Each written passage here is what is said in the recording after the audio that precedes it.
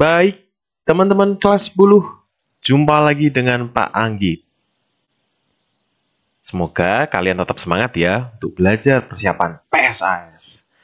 Teman-teman, supaya nilai kalian lebih maksimal, maka Pak Anggit mau melanjutkan materi dari perpanjangan kemarin ya, dasar klasifikasi yang sudah teman-teman pelajari. Kalau tidak keliru, kemarin kita sudah belajar sampai penamaan binomial nomenklatur, ya. Dan juga kalian sudah diberikan gambaran bagaimana cara melakukan klasifikasi. Di sini Pak Anggit akan memulai video dengan mencoba menunjukkan pada kalian bagaimana ini ya, contoh dari takson, jenjang takson dua makhluk hidup, ya. Ada lili, tanaman lili, lalu juga ada ini adalah tupai India, ya. Nah, ini sekaligus sambil kita refresh ya. Kalau kita berbicara hewan, maka pertama kali takson yang harus kamu tentukan adalah kerajaan atau kingdom, ya. Maaf teman-teman, tercoret. Ya. Oke, sip. Ya, kerajaan atau kingdom. Nah, yang di sini. Lalu kemarin kita juga sudah belajar kalau hewan di bawah kerajaan ada filum, lalu di bawahnya lagi ada kelas, lalu kelas juga ada bangsa, lalu di sini ada familia, dan ini ada genus, di bawahnya lagi sampai kita cari di tingkat spesies. Ya. Pada hewan tupai, teman-teman bisa melihat bahwa taksonnya seperti ini. Kerajaannya Animalia, filumnya Chordata, kelasnya adalah Mamalia, artinya ini memiliki kelenjar susu, ya. Ordonya adalah Seidentia, lalu familinya adalah Tupaidae, marganya Anatana, dan spesiesnya lengkap, ya, yaitu gabungan dari marga Anatana dan juga Elioti. So, nama spesiesnya itu adalah nama ilmiahnya atau binomial nomenklaturnya. Yang tanaman lili, teman-teman juga bisa lihat sedikit perbedaan saja, urutan taksonnya hampir sama. Hanya saja di sini filum kita ganti dengan istilah divisio. Ya. Kerajaannya adalah Plantae, divisinya Magnoliophyta. Kelas, ini sama kayak yang di hewan ya, ada kelas juga ya. Kelasnya Liliopsida, bangsa atau ordonya adalah Asparagales, familianya adalah Orsidaceae. Lalu urutan berikutnya adalah genus Lelia. Lalu spesiesnya adalah genus yang dilengkapi dengan penunjuk spesies, yaitu Lelia anceps. Inilah nama ilmiahnya atau binomial nomenklaturnya. Ya, jadi ini gambaran dari apa yang dilakukan oleh para taksonom itu. Oke, teman-teman, kalau begitu kita tidak lengkap kalau tidak mengulik masalah kingdomnya, ya. Jadi setelah ini, di video ini kita akan belajar melihat beberapa, nggak banyak sih. Jadi beberapa saja yang penting-penting yang terkait dengan kingdom-kingdom makhluk hidup. Apa saja itu? So, mari kita lihat. Nah, teman-teman, kemarin pagi juga sudah ngomong ya, di dalam pembahasan ini kita akan fokus pada klasifikasi 5 kingdom. Ya. Cuman hanya menceritakan saja bahwa awalnya tuh ditemukan klasifikasi tidak langsung mencakup 5 kingdom. Dulu pada awalnya dikelompokkannya oleh para penemu itu hanya 2 kingdom saja, yaitu Animalia dan Plantae. Tentu hal ini wajar ya, walaupun secara evolusi Animalia dan Plantae termasuk yang paling berkembang, hanya saja kita dulu masih belum memiliki mikroskop, hanya terbatas pada alat indera kita, mata saja ya. Maka itulah kenapa hanya Animalia dan Plantae saja yang terlihat. Semua berubah ketika sudah ditemukannya mikroskop. Nah, di sini mulai kelihatan itu teman-teman, makhluk-makhluk yang bersel tunggal, ya, yang satu individunya adalah bersel tunggal, dan ditemukanlah yang namanya Protista. Ya. Nah, di mikroskop cahaya ini mulai kelihatan tuh ada makhluk-makhluk dari kingdom Protista. Ya, gitu. Cuman ini mikroskopnya masih terbatas, jadi bisa ngelihat makhluk yang kecil sih, tapi yang belum sangat kecil sekali. Gitu ya. Sampai pada akhirnya ditemukanlah mikroskop elektron. Nah, ini sudah mulai spesifik lagi. Kenapa? Karena dengan mikroskop elektron kita bisa melihat lebih dalam struktur dalam sel makhluk hidup. Ya, dan di sini menjadi dasar bahwa klasifikasinya sudah berkembang dari 3 kingdom menjadi 4 kingdom. Ya, terus dengan mikroskop tadi teman-teman, ya mikroskop elektron tadi, maka ini ditemuin ya ada satu makhluk hidup yang selnya itu tidak memiliki membran inti. Oke, ini penting sekali teman-teman untuk bahan PSAS-mu ya. Jadi silakan kamu bisa tandai ini bahwa dengan mikroskop yang sudah modern berkembang ini, maka bisa ditemukan makhluk hidup yang selnya tidak memiliki membran inti. Istilahnya adalah prokariotik. Nah, sel yang tidak punya membran inti ini dikenal sebagai bakteri dan ini termasuk dalam kingdom yang namanya Monera. Gitu ya. Jadi dengan Monera adalah satu-satunya kingdom ya di klasifikasi 5 kingdom yang tidak memiliki membran inti. Sedangkan lainnya yang tadi sebelum-sebelumnya sudah ditemukan yaitu Animalia, Plantae, Protista, ya. Ada satu lagi yang akan ditemukan di belakang yaitu fungi. Ya, itu adalah termasuk makhluk hidup yang bermembran inti. Istilahnya adalah eukariot. Ini penting sekali. Ya, minta tolong untuk kamu tambahkan. Ya. Mungkin ada yang bingung istilah apa namanya? Prokariotik dan eukariotik gambarannya seperti apa, Pak? Gitu ya. Oke, baik. Pak, kita akan sedikit menggambarkan. Anggap saja Pangit mau menggambarkan sel seperti ini, ya. Dan kamu tahu bahwa sel yang mudah dilihat di mikroskop, misalkan kita kemarin juga sudah lihat sebenarnya ya. Misalkan kayak ada jamur tempe, Rhizopus oryzae, ataupun nanti mungkin kamu kelas 11 akan melihat yang lebih besar lagi ya, sel hewan, epitel pipi teman-teman sendiri, ya. Itu kurang lebih bentuknya seperti ini, ya. Ada sel, lalu di dalamnya ada organela yang besar, bulat. Ya, inilah yang disebut sebagai inti sel atau nukleus. Ya, jadi yang ini teman-teman sebentar, Pangit kasih petunjuk dulu. Oke, yang merah-merah bulat ini adalah nukleus.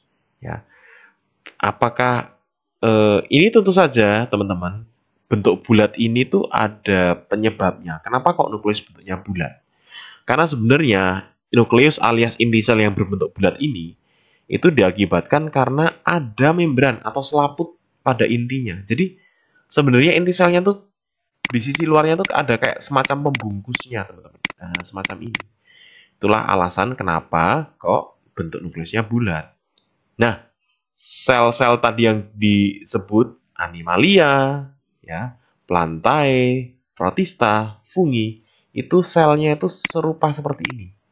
Yaitu sel-selnya itu punya membran inti. Itulah kenapa namanya yang semacam itu disebut sebagai eukariot. Ya, anggotanya teman-teman bisa lihat tadi yang Pangit sudah tunjukkan di sini. Sedangkan makhluk prokariotik, ya, contohnya tadi adalah bakteri tadi, ya, itu inti selnya itu tidak punya pembungkus teman-teman, tidak punya membran inti. Ya, pembungkus itu istilahnya adalah membran inti ya. Jadi apa yang terjadi kalau nukleusnya tidak punya membran inti? Yang terjadi adalah ya isi dari nukleusnya terburai begitu saja. Ada materi genetik bermacam-macam itu akan menyebar begitu saja, ya. Tidak terbungkus rapi dalam struktur yang bulat seperti di makhluk eukariotik, ya.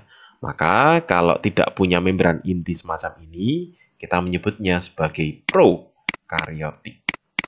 Dan hanya ada satu saja kingdom anggotanya, yaitu adalah Monera saja. Yang lainnya eukariotik. Gitu ya.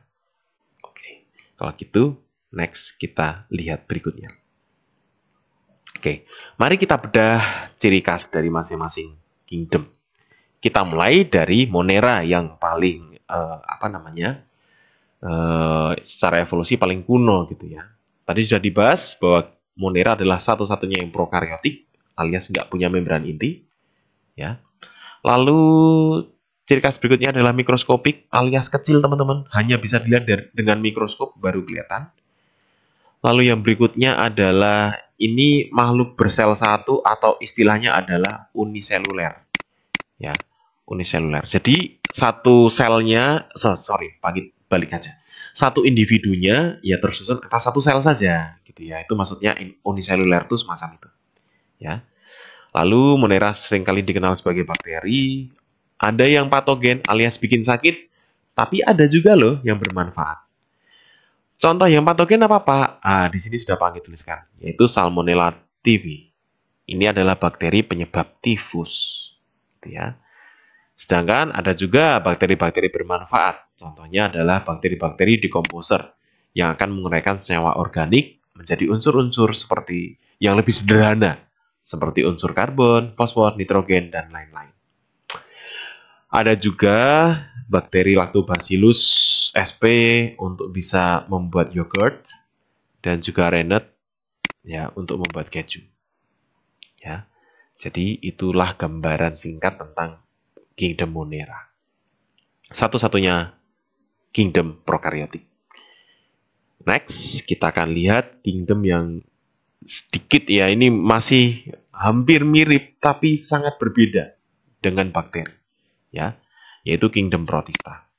Kok Pangki tadi mengatakan berbeda dengan bakteri, kenapa ya? Alias kingdom Monera tadi kenapa ya? Karena mulai dari protista ini, dia itu selnya sudah eukaryotik, alias selnya itu sudah punya selaput inti, punya membran inti. Jadi inti selnya itu sudah kelihatan bulat. Ya. Terus di sini protista itu ada yang uniseluler, ada yang satu individunya adalah satu sel. Tapi ada juga yang bersel banyak. Jadi satu individunya itu terdiri dari lebih dari satu sel. Ya. Nah, istilah satu individunya itu tersusun atas banyak sel itu kita sebut sebagai multiseluler. Gitu ya. Jadi satu individunya tersusun dari banyak sel. Nah, tetapi di sini memang belum sempurna teman-teman. Karena sel dari protista ini masih belum membentuk jaringan yang sebenarnya. Ya. Dan kalau kita lihat dari segi perannya di kehidupan, ada yang bermanfaat, tapi ada juga yang merugikan. Ya. Nah, apa ciri khas lainnya dari protista? Protista ini mungkin kalau Pak mengatakan makhluk yang nggak jelas gitu ya. Secara bentuk hampir mirip-mirip kayak bakteri karena kecil gitu ya. Tetapi bukan bakteri. Kalau mau dilihat dari makhluk di atasnya lagi, ada fungi, ada kerajaan dari pantai, tumbuh-tumbuhan, ada kerajaan animalia. Itu juga belum bisa masuk ke sana. Cuman itu menjadi ciri khas yang dimiliki oleh protista. Ya, kenapa? Karena makhluk ini tuh ada yang menyerupai tumbuhan, walaupun dia belum tumbuhan. Ya, ini contohnya adalah alga atau ganggang. Jadi kalau kalian bertemu alga atau ganggang, itu sebenarnya adalah protista ya teman-teman. Itu bukan tanaman. Nah, ketipu kan? Itulah kenapa namanya adalah protista. Mirip tumbuhan. Dia bukan tumbuhan yang sejati. Ya. Terus juga ada yang menyerupai hewan alias protozoa. Ya, itu adalah contohnya. Jadi ada yang menyerupai hewan, ada yang menyerupai tumbuhan. Ada juga nih yang patogen, contohnya adalah Plasmodium. Ya, ini adalah protista penyebab penyakit malaria. Ya, begitu. Walau begitu, juga ada loh protista yang bermanfaat, contohnya adalah gagang hijau, Chlorella. Ya, jadi gagang hijau yang namanya Chlorella ini menjadi sumber makanan suplemen yang bergizi tinggi. Ada juga ganggang diatom. Nah, ini juga bermanfaat. Ini dimanfaatkan untuk bahan penggosok dan campuran semen. Jadi, campuran semen yang untuk bangunan itu ada dari campuran protista ganggang ini, teman-teman. Diatom ini. Gitu ya. Oke, kita akan next selanjutnya. Oke, next ya. Baik, teman-teman, berikutnya adalah kingdom fungi. Ini lebih modern lagi ya. Sama seperti yang tadi sudah Pak katakan, bahwa fungi ini ya dia sudah termasuk sel-selnya itu eukariotik, sudah punya membran inti. Ya, kalau tidak jeli memang bentuknya itu statis ya, tidak bergerak, mirip-mirip kayak tumbuhan. Cuman dia punya ciri khas yang tidak dimiliki, yang tidak ia miliki, ya, yang membedakan dengan tumbuhan. Apa itu? Yaitu fungi itu tidak punya klorofil. Dia tidak bisa berfotosintesis. Ya, meskipun gitu, fungi itu punya loh ciri khas yang mirip seperti tumbuhan, yaitu sudah punya dinding sel, sudah punya organela yang namanya dinding sel. Ya, fungi itu teman-teman ada yang uniseluler, ya kita sebut sebagai kamir, ya jamur-jamur yang hanya terdiri atas satu sel saja. Tapi juga sudah ada yang disebut sebagai jamur-jamur yang termasuk multiseluler atau bersel banyak tadi. Ya, nah sel-sel dari fungi yang multiseluler tadi itu bisa tersusun menyerupai benang-benang yang kita sebut sebagai hifa. Ya. Dan setiap hifa ini akan tumbuh dan bercabang membentuk jalinan yang kita sebut sebagai miselium. Ya. Nah, miselium teman-teman akan tumbuh ke atas dan membesar untuk membentuk yang disebut sebagai badan buah. Badan buah di jamur inilah yang biasanya kita makan. Ya, kamu makan jamur tiram, ya kamu sebenarnya makan miseliumnya. Contohnya seperti itu. Ya, jadi ini teman-teman anggota dari kingdom fungi. Ya, lupa kalau contohnya yang nggak nampak yang kecil itu ada nggak Pak? Selain kamir itu, ya ada ya. Kita akan lihat next anggota-anggotanya ada siapa saja. Nah, ini dia anggotanya teman-teman. Ya, sekaligus Pak Anggit menuliskan manfaatnya. Ya. Sebenarnya peran jamur itu secara umum sebagai dekomposer, sebagai pengurai, ya, sama seperti dengan bakteri. Tapi ini juga ada fungsi tambahnya teman-teman, ada yang bermanfaat, ada yang merugikan. Yang bermanfaat contohnya adalah kamir, Saccharomyces cerevisiae. Ya, Saccharomyces cerevisiae. Ini adalah ragi roti. Ya, biasa juga digunakan untuk tape itu juga pakai Saccharomyces cerevisiae. Ya. Lalu yang kemarin sudah kamu praktikumkan ya, ada Rhizopus oryzae. Ya, ini adalah jamur tempe. Kamu makan tempe tidak hanya makan kedelainya saja, tetapi kamu juga makan jamur. Itulah kenapa proteinnya tinggi, teman-teman. Ya. Lalu juga ada lagi jamur yang berikutnya adalah Volvariella volvaceae. Ini adalah jamur merang. Ada juga Penicillium sp. Ya, ini bukan untuk dimakan, tetapi ini menghasilkan antibiotik penisilin, teman-teman. Nah, kalau kalian sakit pernah minum antibiotik, penisilin ya ini asalnya dari jamur, teman-teman. Ada juga yang merugikan, contohnya sebagai parasit, yaitu Rhizopus stolonifer. Ini penyebab makanan basi pada roti, ya, yang rotinya jadi ada bintik-bintik hitamnya itu loh, teman-teman. Ya. Ada juga Amanita pantherina. Ini adalah jamur yang beracun. Kalau kamu tidak sengaja memakannya, ya bisa berakibat keracunan ya, teman-teman ya. Ya, jadi itu contoh dari fungi. Next, kita akan lihat lagi kingdom plantae. Ini lebih modern lagi dari fungi, ya. Ciri khas dari kingdom plantae adalah semua anggotanya sel-selnya eukariotik, ya. Lalu ini semuanya itu sudah bersel banyak per individunya, lalu sudah punya dinding sel. Lalu yang khas adalah berklorofil, ya, sudah bisa melakukan fotosintesis. Nah, itu yang khas dari plantae. Dan kalau kita berbicara manfaatnya, ada yang sebagai tanaman hias, ada yang sebagai tanaman pangan, ada yang digunakan untuk papan, ya. Papan itu maksudnya adalah bisa untuk mendirikan rumah, ya. Lalu juga ada juga tanaman yang digunakan untuk pakaian, bahan sandang, bahan pakaian. Lalu kingdom pelantai sendiri dikelompokkan menjadi tumbuhan yang non-vaskuler alias tidak berpembuluh. Ya, contohnya adalah lumut. Dan juga ada tanaman yang memiliki pembuluh, ya, alias tanaman vaskuler. Ya, jadi non-vaskuler itu anggotanya ya ini aja, lumut ini ya teman-teman. Nah, yang agak ribet memang kalau kita sudah belajar tumbuhan yang vaskuler. Kenapa? Karena tumbuhan vaskuler dibagi lagi menjadi tumbuhan tidak berbiji, ya, alias paku-pakuan teman-teman, dan tumbuhan berbiji, ya, begitu. Nah, yang jadi repot adalah tumbuhan berbiji itu bercabang lagi, gitu ya. Ya, gitu teman-teman. Ada tanaman yang berbiji terbuka atau istilahnya adalah gimnospermi, ya. Artinya apa kalau berbiji terbuka? Artinya bijinya itu tidak dilindungi daun buah. Contohnya adalah Pinus sp ataupun melinjo.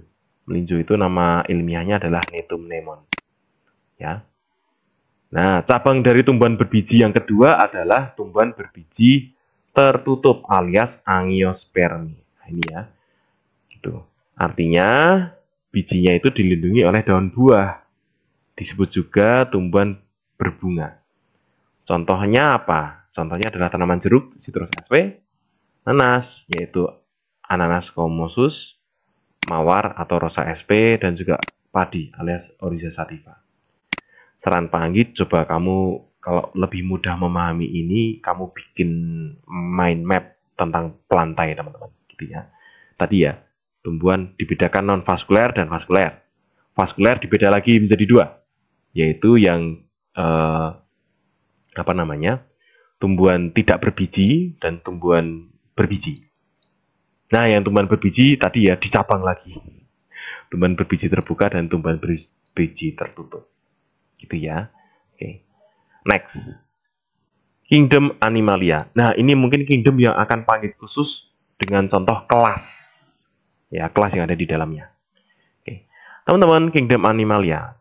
Ciri khasnya adalah dia eukariotik, ya. Lalu multiseluler, bersel banyak.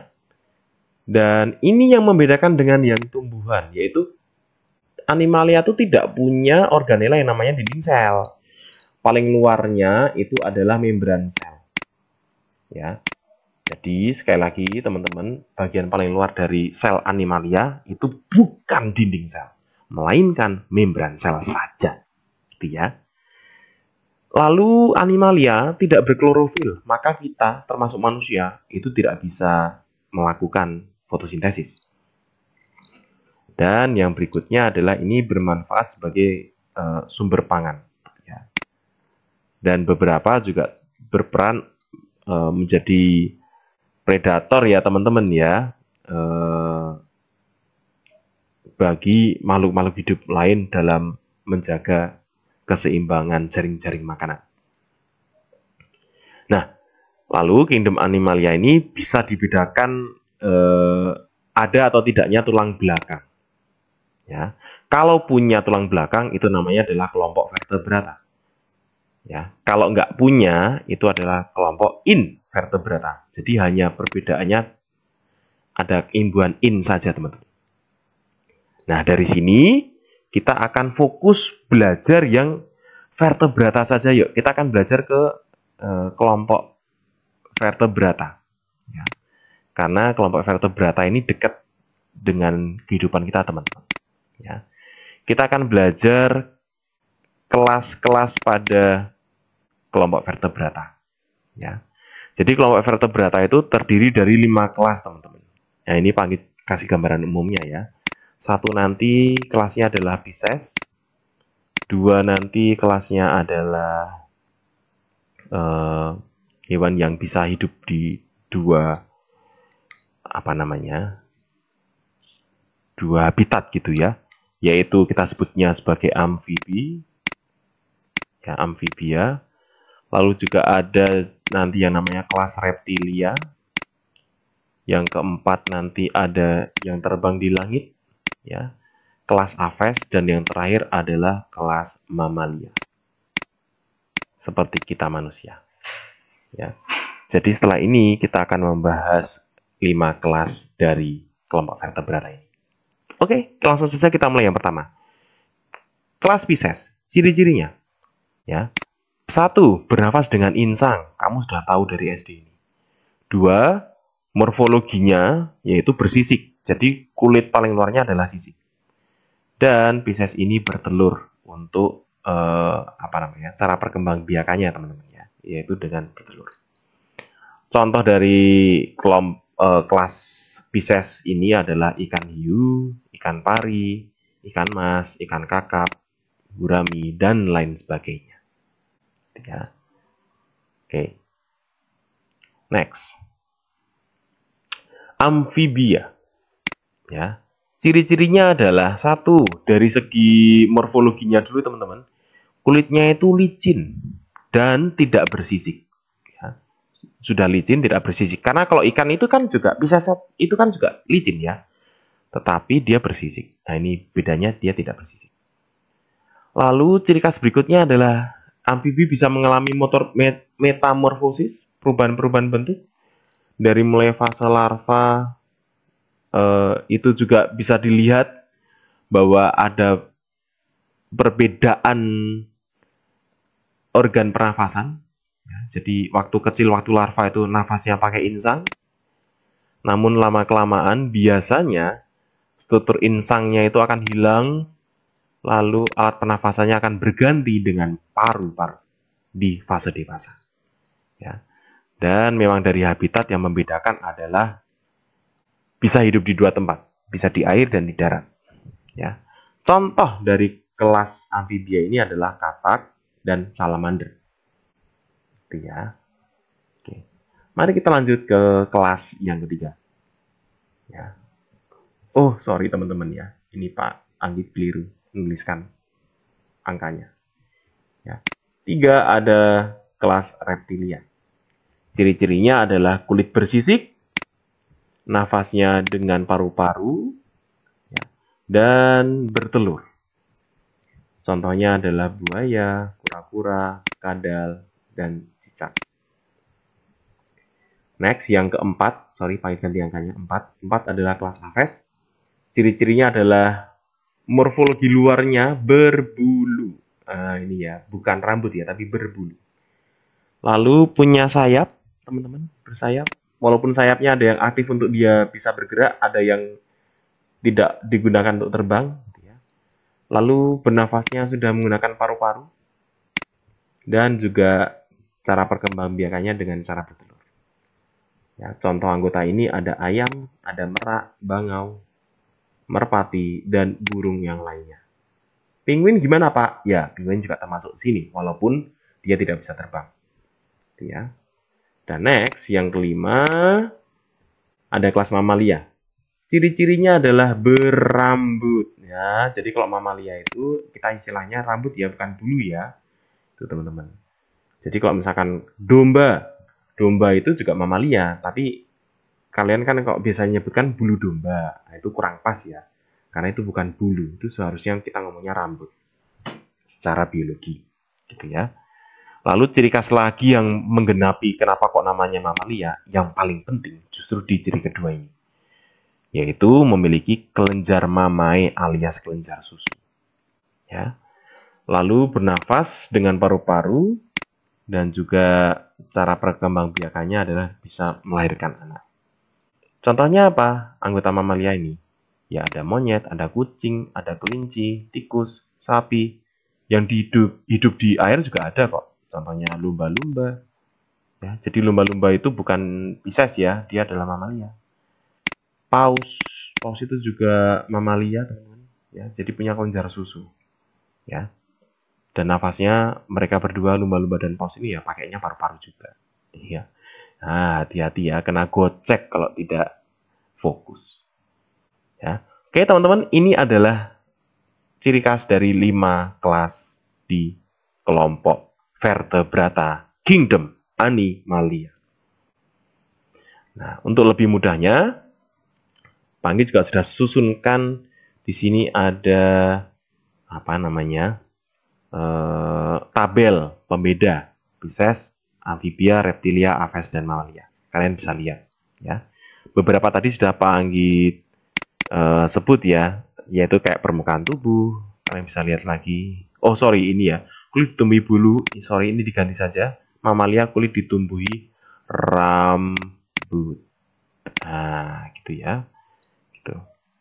Lalu yang suhu tubuh, ini ada istilah poikiloterm dan homoiotherm. Sedikit saja Panggit bahas ya. Poikiloterm biasanya disebut sebagai berdarah dingin. Artinya adalah suhu tubuhnya tuh ngikuti lingkungan. Jadi kayak Pisces, amfibi, reptilia itu suhu tubuhnya ngikuti lingkungan. Lingkungannya tinggi, lingkungannya suhunya dingin, maka mereka bertiga ini akan ikutan dingin. Ya. Ini berbeda dengan Aves dan Mamalia yang suhunya adalah homoiotherm. Homoiotherm artinya adalah suhu tubuhnya tuh relatif ada kisaran normalnya. Kayak manusia itu Mamalia kan homoiotherm ya, punya kisaran normal. Ya. Jadi kita selalu menjaga tidak terpengaruh dengan suhu lingkungan. Nah, itu istilahnya adalah homoiotherm. Nah, tadi perkembangbiakannya juga sudah disinggung ya teman-teman ya. Pisces, amfibia itu ovipar, ya, bertelur. Reptilia itu ovipar dan ovovivipar. Aves itu ovipar juga, bertelur.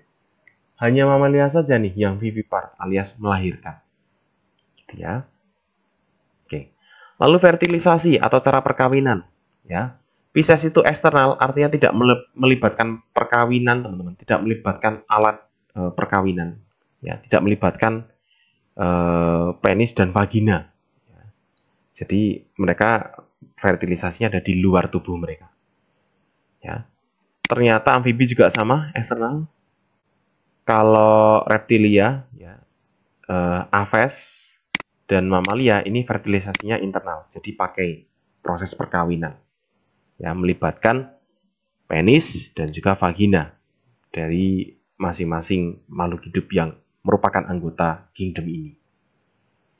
Ya, respirasi tadi sudah dibahas, ya, teman-teman bisa lihat lagi. Cuman yang memang menarik ada di amfibia, yaitu dia bisa insang saat masih tahap brudu, ya, tahap larva, tapi waktu dewasa berubah jadi paru-paru.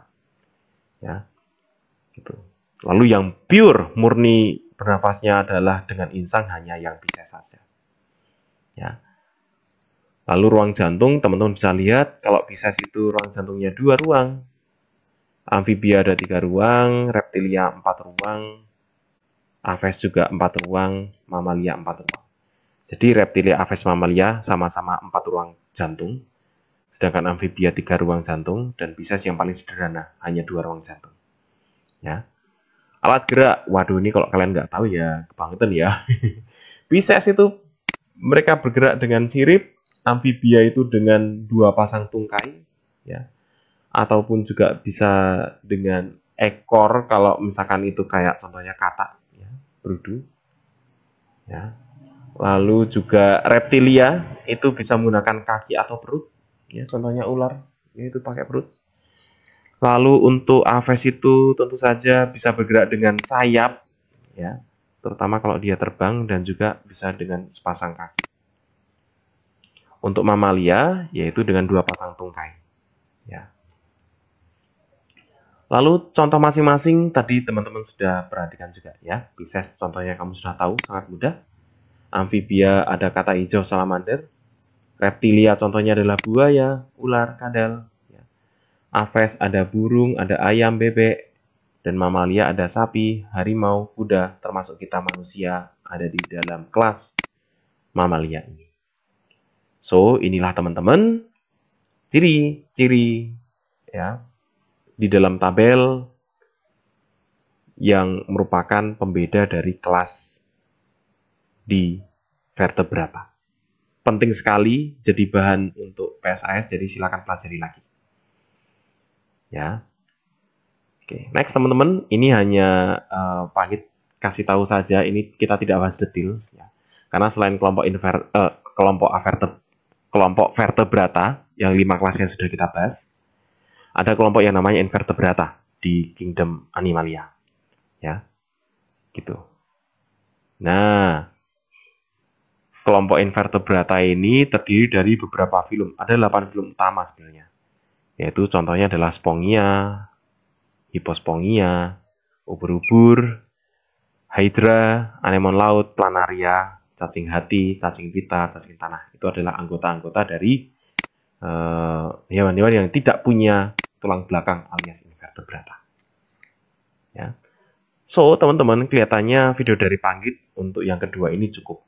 Kita tadi sudah membahas tentang satu, mengulas kembali tentang bagaimana taksonomi itu bisa dilakukan. Ya, tadi di depan sudah Panggit tunjukkan, yaitu takson dari tupai dan juga lili. Lalu yang kedua, kita sudah belajar tentang ciri-ciri kingdom. Ya, terutama kita menganut, kita berpegang pada yang 5 kingdom. Ya. Lalu dari 5 kingdom kita belajar yang berikutnya adalah khusus pada kingdom animalia, yaitu ciri-ciri di kelas vertebrata. Ya. So, dari titik ini, Panggit minta tolong teman-teman untuk pelajari lagi yang barusan Panggit sampaikan. Itu pasti nanti akan menjadi bahanmu di PSAS. Semoga PSASmu lancar, nilaimu maksimal, dan kalian mendapatkan hasil yang paling baik sesuai dengan apa yang kalian sudah usahakan. Thank you teman-teman. Sampai berjumpa lagi di pembelajaran biologi dan video pembelajaran berikutnya. Bye!